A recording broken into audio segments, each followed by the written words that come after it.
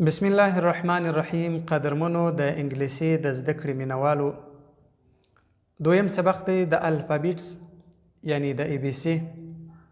په تیر سبق کې می د ای بی سی نومان درته ذکر کړل.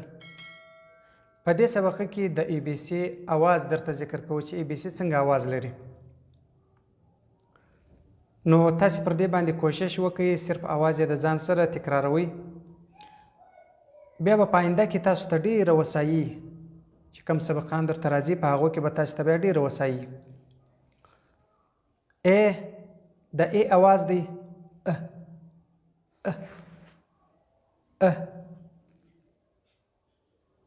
بی د بی आवाज دی ب ب ب.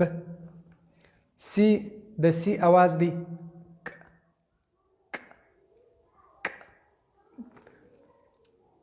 डी د डी आवाज دی ड ड ड. ای د ای आवाज دی ا ا ا.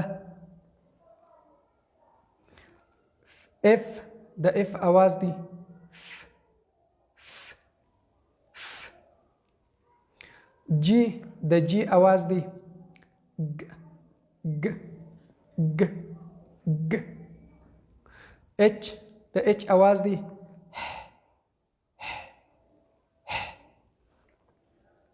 आई د आई आवाज دی ای ای ای ای. د जे आवाज دی ج ج ج ج. की د की आवाज دی क क क क. د ال आवाज دی ل ل ل. ام د ام आवाज دی م م م. د ان आवाज دی ن ن ن. د او आवाज دی ا ا ا. د پی आवाज دی प प प प प. ګوره یو د اف आवाज وو یو د پی आवाज دی، په دې کې فرق شته. د اف आवाज داسې وو او د پی आवाज چې بیا دی دا پ پ پ پ د شونډان سره مشکل. د کیو आवाज دی کو کو کو کو. او د آر आवाज دی ر ر ر ر. د اس आवाज دی س س س س. د टी आवाज دی ट ट ट. د यू आवाज دی ا ا ا. د وی आवाज دی و و و. ګوره په دې کې فرق وکړي. یو د او د او आवाज هم او د او आवाज څنګه او او او. او د وی आवाज هم دغسې دی او او او.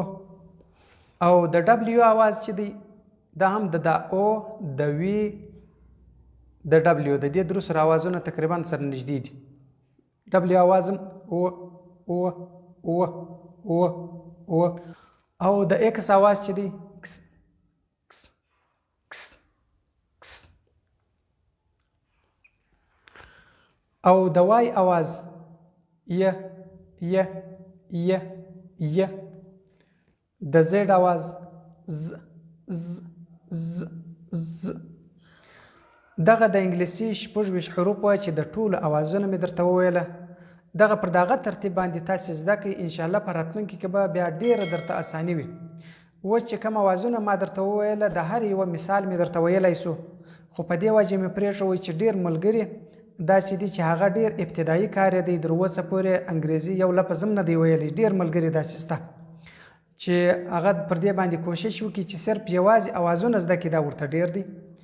خوشحاله اوسئ، قدرمن اوسئ. په راتلونکي سبق کې به ان شاء الله دغه حروف تقسیموو چې دا کم قسمونه لري.